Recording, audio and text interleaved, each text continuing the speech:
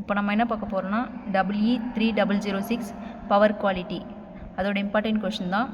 Unit 1ல் characterisation of electric power quality. Second question power acceptability curves. Third question power quality standards. இந்த 3 கொஷினுமே ரொம்ப important தான், இதில் skip பண்ணாமல் படிச்சுக்கோங்க. யூனிட் 2ல் first question single phase linear and non-linear loads. Second one 3 phase 3 wire 3 phase 4 wire system.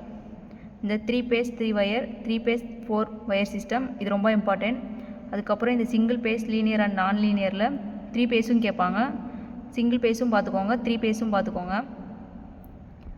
Unit 3ல் harmonic filter design. Second one second order damped filters. Third one double band pass filter. இந்த harmonic filter வந்துட்டு அதோட principal design அதெல்லாம் பார்த்துக்கோங்க. அதுக்கப்புறம் unit 4ல் first question realisations and control of DST-AT COM.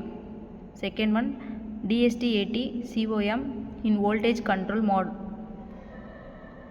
Third question PQ theory symmetrical components theory.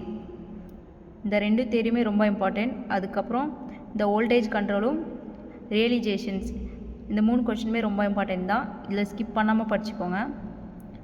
Unit 5ல் first question DC capacitor supported DVR.